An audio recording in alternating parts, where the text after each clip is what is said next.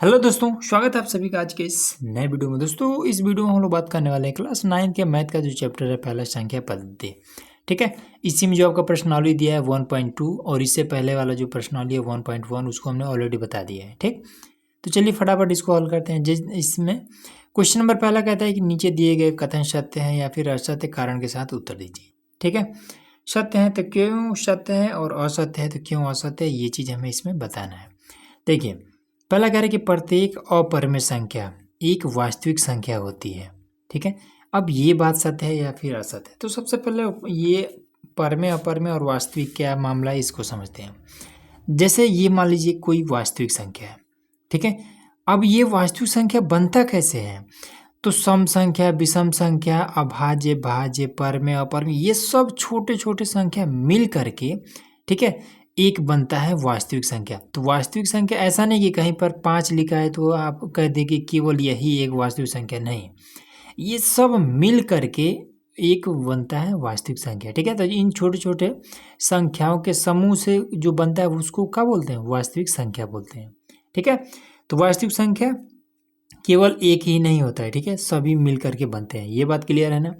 अब यहाँ पर कह रहा है कि प्रत्येक जितने भी अपरिमेय संख्या हैं वो वास्तविक संख्या है। तो हाँ, ये क्या है, परमेय संख्या, ये जो अपरिमेय संख्या है ये क्या है, वास्तविक संख्या के अंदर ही आता है। ठीक है, इस वास्तविक संख्या के एक छोटा सा ही ये भाग है। ठीक, तो जितने अपरिमेय संख्या है ये क्या है, एक वास्तविक संख्या है। तो ये वाला क्या है, सत्य है। ठीक, तो यहाँ पर लिख देंगे कि ये सत्य है। ठीक, अब यहाँ पर कारण लिख देंगे, क्योंकि अपरिमेय संख्या वास्तविक संख्या का एक भाग है। ठीक है, या फिर हिस्सा है, क्योंकि अपरिमेय संख्या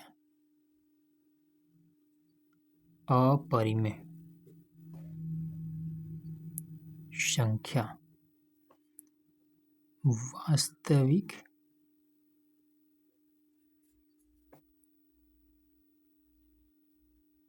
संख्या का एक भाग है। चलिए, पहला क्लियर हुआ। चलिए, दूसरा कहता है कि संख्या रेखा का प्रत्येक बिंदु रूट m के रूप का होता है, जहां m एक प्राकृतिक संख्या। अब सबसे पहला प्राकृतिक संख्या समझिए क्या होता है। यहाँ पर देखिए, इसको हमने पहले ही लिख रखा है। तो ये होता है संख्या रेखा। ठीक है, इसमें क्या होता है, ये आपका ये प्लस में होता है, इधर ये आपका बीच में शून्य होता है। ठीक है, और इधर वाला ये आपका माइनस में होता है। ठीक, और प्राकृतिक संख्या क्या होता है, प्राकृतिक संख्या 1 2 3 4 5 ये सभी होते हैं प्राकृतिक संख्या। ठीक है, इसकी शुरुआत 0 से नहीं होती है। ठीक, और संख्या रेखा पर पहले तो 0 मिल जाता है, फिर 1 2 3 4, उसके बाद से इसमें माइनस भी मिल जाता है, और प्राकृतिक संख्या कभी भी माइनस में होता ही नहीं है। ठीक है, तो इसलिए क्या हो जाएगा, ये वाला असत्य हो जाएगा, जो आपका ये दूसरा है असत्य, असत्य। ठीक, अब रीजन दे देंगे, क्योंकि प्राकृतिक संख्या है ना, प्राकृतिक संख्या हमेशा प्लस में रहता है और इसमें माइनस भी मिल रहा है। ठीक है, तो इसलिए लिख देंगे क्योंकि प्राकृतिक संख्या सदैव धनात्मक होता है, धनात्मक होता है। ठीक है, इसके कई सारे रीजन हैं, आप उसमें से दे सकते हैं, जिसमें से एक रीजन ये भी है, उसको हमने बता दिया। चलिए, ये हमने बता दिया। आप कह रहे हैं कि प्रत्येक वास्तविक संख्या एक अपरिमेय संख्या होता है। अब यहाँ पर समझिए फिर से यही वाला, तो इसमें कह रहा है कि प्रत्येक वास्तविक संख्या, कह रहा है कि जितने भी वास्तविक संख्या है सभी अपरिमेय होता है। तो नहीं भाई, क्योंकि वास्तविक संख्या के अंतर्गत कौन आता है, अभाज्य आता है, भाज्य आता है, परमेय आता है, सम विषम आता है। तो क्या ये सभी के सभी अपरिमेय हो जाएंगे, नहीं, ये क्या हो जाएगा, कोई आपका परमेय भी रहेगा, कोई भाज्य होगा, कोई अभाज्य होगा, सभी अपरिमेय नहीं होगा। तो ये आपका असत्य है, असत्य। ठीक, रीजन क्या देंगे, लिखेंगे क्योंकि अपरिमेय संख्या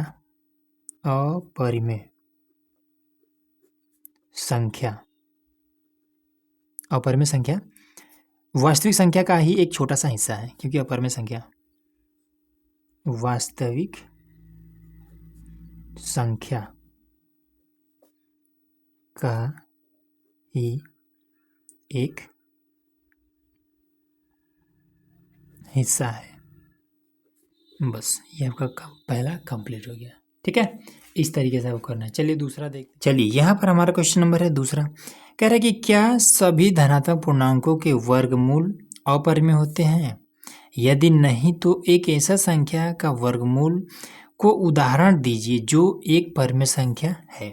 ठीक है, तो अब इसमें कह रहा है कि सभी धनात्मक पूर्णांक, सबसे पहले पूर्णांक क्या होता है? तो पूर्णांक है आपका ये होता है। पूर्णांक को पहले यहाँ लिख लेते हैं हल। ठीक, अब यहाँ पर पूर्णांक बताते हैं। तो ये आपका पूर्णांक, तो कहीं पर लिखा है 5, ये आपका पूर्णांक है। कहीं पर लिखा हुआ है 10, ये पूर्णांक है आपका। ठीक है, कहीं पर लिखा है माइनस का, ये आपका 25, ये आपका पूर्णांक है। कुछ भी, ठीक है, जितने भी अंक हैं वो सभी से पूर्णांक है, माइनस में हो या फिर प्लस में हो। और उसके बाद से कहीं पर लिखा हुआ है तो ये 100, इस तरीके से लिखा हुआ है। ये सभी क्या है? पूर्णांक है।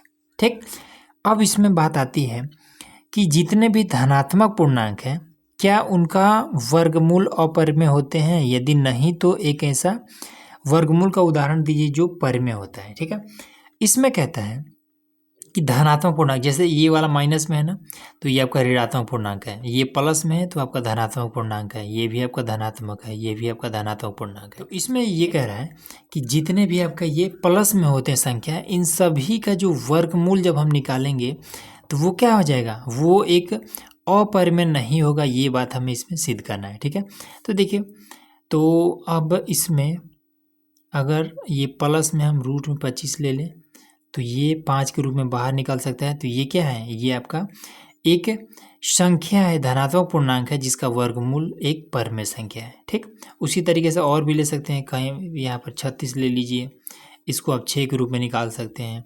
49 ले लीजिए, इसको आप 7 के रूप में निकाल सकते हैं। 8 8 64 ले लीजिए, इसको आप 8 के रूप में निकाल सकते हैं। तो इस तरीके से बहुत सारे ये धनात्मक पूर्णांक है जिनका वर्गमूल क्या होता है? एक परिमेय संख्या होता है। ये सभी एक परिमेय संख्या होता है। तो इस तरीके से बहुत सारा आप इसका एग्जाम्पल दे सकते हैं। ठीक है, इतना ही करना है और कुछ भी नहीं है। अगला देखिए। चलिए अब अगला है, इसमें कह रहा है कि दिखाइए कि संख्या रेखा पर रूट 5 को किस प्रकार निरूपित किया जा सकता है। ठीक है, सबसे पहला संख्या रेखा बना लेते हैं। चलिए संख्या रेखा, तो एक लाइन खींच लेना है, चाहे जितना बड़ा, और ये हमने एक लाइन खींच लिया। ठीक, इसका नाम भी दे देते हैं।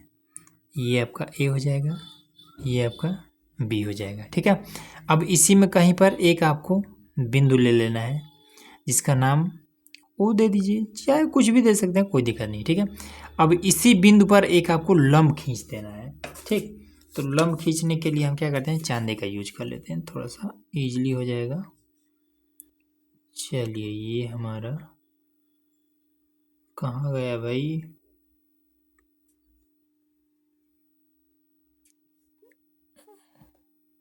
चलिए ये हम मिला देते हैं, कहाँ गया ये, और इसको इस तरीके से हमने मिला दिया। ठीक, अब हमें क्या करना है? हमें रूट में 5 को दर्शाना है संख्या रेखा पर। चलिए, तो रूट में 5 को, तो आपको सबसे पहले एक फॉर्मूला पता होना चाहिए पाइथागोरस का। तो पाइथागोरस का फॉर्मूला क्या कहता है? साइड में कहीं पर बना दें, ये एक समकोण त्रिभुज है। ठीक, ये हो जाता है लंब, जिसको हम एल से दर्शा सकते हैं। ये हमारा आधार होता है जिसको हम ए से दर्शा सकते हैं, और ये हमारा कर्ण होता है जिसको हम के से दर्शा सकते हैं। ठीक है, तो इसका फॉर्मूला होता है कि ये जो सबसे बड़ी भुजा है, इस भुजा को, ठीक है, इस भुजा के बराबर हो जाता है कौन?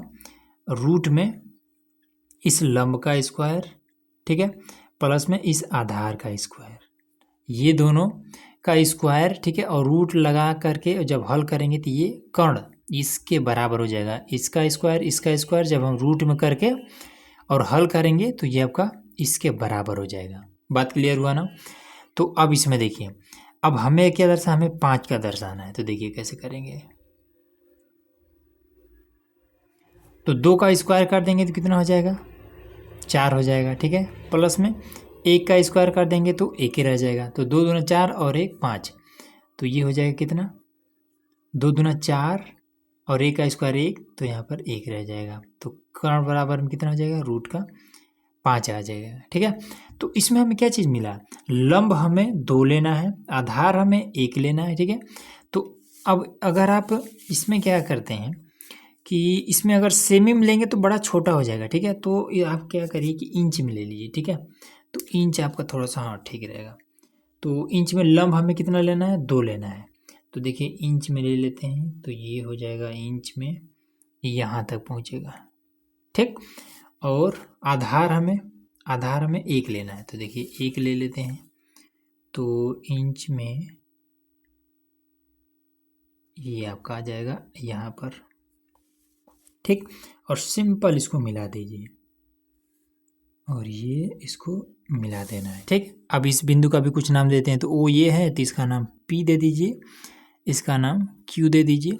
अब ये वाला, ये आपका कितना है, ये वाला लंब है ना, तो ये लंब हमारा कितना है, ये 2 है, तो ये आपका 2 और INCH इंच लिख देते हैं। ठीक है, 2 इंच है, और आधार कितना है, तो आधार आपका 1 है, तो ये आपका 1 इंच है, 1 INCH 1 इंच है। ठीक है, तो जब लंब 2 आधार 1, तो ये बराबर कितना हो जाएगा, कर्ण कितना बराबर, कर्ण आपका ये 5 हो जाएगा रूट में, तब ये आपका रूट का 5 हो जाएगा। ठीक, अब यहाँ से Q से और P तक की जो दूरी है ये निकल गया रूट का 5।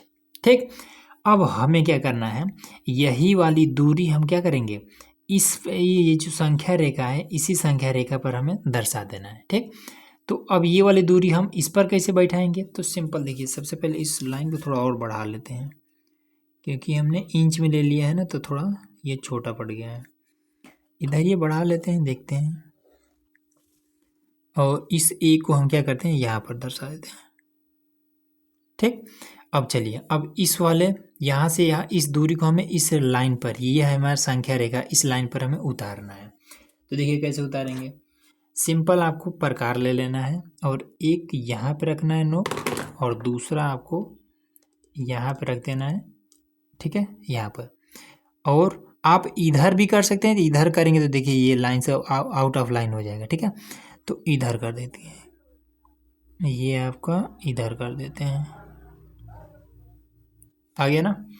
तो यहाँ पर देखिए, यहाँ से और यहाँ तक की जो दूरी होगी वही होगा ये रूट का 5। ठीक है, इसका भी नाम देते हैं, तो क्या नाम दे, Q है, यहाँ पर N देते हैं, तो P से N की दूरी, P से और N की जो दूरी है यही है आपका रूट का 5। बस क्लियर हो गया। ठीक है, अब इसी चीज़ को आपको लिख देना है। ठीक है, अगर आप केवल इतना करके छोड़ देते हैं तो फिर आपको कुछ नंबर कट सकता है, बट इसमें ऐसे चरण लिख सकते हैं, कोनो समस्या नहीं है। चरण, तो चरण में करना कुछ नहीं है, बस जो जो काम आपने किया है वही आपको लिख देना है। ठीक है, तो नंबर 1 में आपने क्या किया, ये रेखा खींचा था ना, AB एक रेखा खींचा। ठीक, दूसरा नंबर में O बिंदु पर एक लंब OQ खींचा, O बिंदु पर एक लंब OQ खींचा। ठीक है, दूसरा नंबर में कि OP और OQ हमने दूरी लिया। ठीक है, तो तीसरा नंबर में क्या लिखेंगे कि OP तथा OQ दूरी लिया। ठीक, चौथा नंबर में OP रेखा को मिलाया, OP रेखा को मिलाया। जो काम आपने किया है वो अपने भाषा में ही इस चीज़ को लिख देना है। ठीक है, अब क्या करेंगे कि अब प्रकार के मदद से O और N एक चाप लगाया, 5वां नंबर में प्रकार के मदद से QN एक चाप लगाया जिससे NP बराबर में √5 प्राप्त होता है। बस मामला खत्म, इतना ही आपको कर देना है, ठीक है ना। लास्ट प्रश्न देखिए। अब देखिए जो क्वेश्चन नंबर 4 है, ठीक है, ये आपका क्लास वर्क है, ठीक, जो कि आपको क्लास में ही करना है इसको कागज की मदद से, ठीक है। बट मैं आपको यहाँ पर इसमें करके दिखा दे रहा हूँ ये चीज़ें कैसे होंगी, ठीक है। सिंपल आपको क्या करना है, एक लाइन खींच लेना है इस तरीके से, थोड़ा सा स्पेस ले लेते हैं, एक लाइन इस तरीके से आपको खींच लेना है, नाम दे देना है AB, ठीक। उसके बाद से कहीं पर एक आपको बिंदु ले लेना है, मान लेते हैं O। अब इस बिंदु पर हमें 90 डिग्री का खींच लेना है कोण, तो 90 डिग्री का कोण, चलिए ये आपका 90 डिग्री, ठीक। अब हमें इसमें क्या बताना है, सर्पिल बनाने के लिए आपको √1, √2 और √3 इसी तरीके से आपको, और √4 इसी तरीके से आपको बढ़ा करके बनाते जाना है, ठीक। अब एक हमें कैसे लेना है, तो एक के लिए इसमें अगर सेमी में ले लें तो छोटा हो जाएगा, ले लेते हैं सेमी में ही, ठीक है, बहुत छोटा नहीं होगा, ये हम सेमी में ले लेते हैं। तो पहला हमें एक लेना है, तो यहाँ पर हमने ये एक ले लिया, तो अब इसमें कुछ बनबे नहीं करेगा। अब √2 लेना है, अब √2 कैसे आएगा, तो सेम वही वाला प्रोसेस रहेगा, इस तरीके से ये 90 डिग्री वाला एक समकोण रहेगा। अब √2 दर्शाना है, तो अगर ये आपका एक है, ये आपका भी एक है, तो ये कर्ण कितना हो जाएगा, तो कर्ण बराबर होता है रूट में लंब का स्क्वायर प्लस में आधार का स्क्वायर, ठीक। तो कर्ण बराबर कितना हो जाएगा, रूट में लंब कितना है, एक का स्क्वायर प्लस में आधार कितना है, तो ये भी आपका एक का स्क्वायर, तो ये कितना हो जाएगा, 1 प्लस में 1 बराबर में आपका √2 के बराबर में आ जा रहा है ना ये वाला। तो यही चीज़ आपको अब इसमें दर्शा देना है, ठीक है। तो लंब आपको एक लेना है, तो यहाँ पर एक लेना है, और आधार आपको एक, तो जो कि हमने यहाँ पर ले रखा है, तो अब लंब भी एक ले लेते हैं, तो ये आपका हो जाएगा इतना, ठीक है। अब इसको मिला देते हैं, ये हमें मिला दिया है, ठीक। तो जब मिलाएंगे तो ये हमें मिल जाएगा √2, ठीक है। अब यही वाला जो रेखा है इसको हम इस संख्या रेखा पर दर्शा देते हैं। चलिए इसको कैसे दर्शाएंगे, तो प्रकार लेंगे और इसको भर लेंगे इसी में, तो ये हमारा आ गया, और चाहे जिधर चाहे आप उधर भर सकते हैं इसको, और ये इस तरीके से, ठीक। तो यहाँ से और यहाँ तक की दूरी हो जाएगा, तो ये इसका नाम क्या दे दें, इसका नाम दे देते हैं P, कहीं पर दिया तो नहीं है, O, और इसका भी तो नाम देना पड़ेगा ना, N और M, और ये P हो जाएगा। तो N से P तक की जो दूरी है वो यही वाली है, √2 वाला, ठीक है।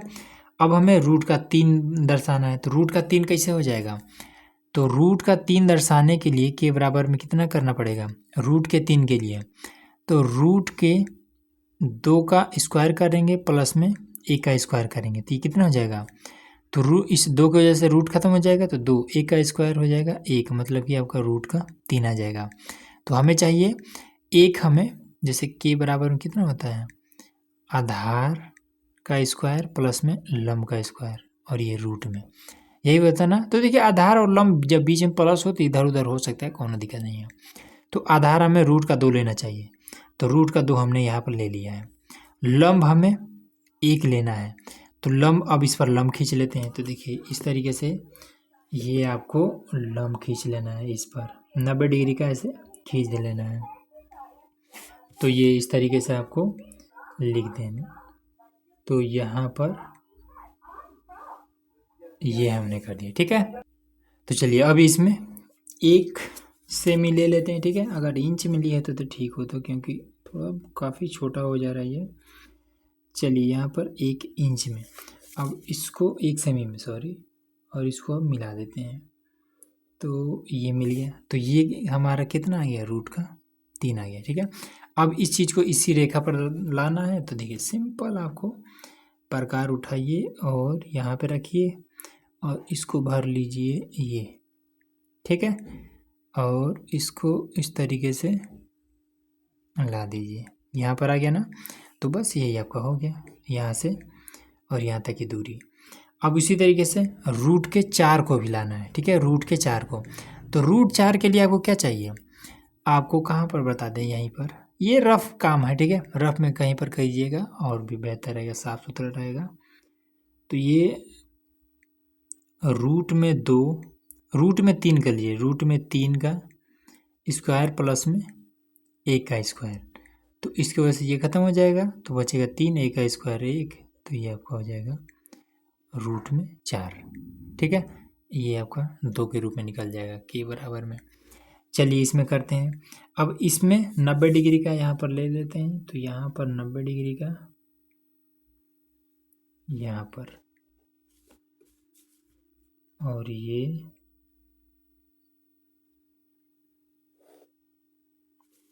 चीज़। चलिए इस पर 1 सेमी फिर से ले लेते हैं और ये, और फिर से इसको मिला देते हैं, ठीक।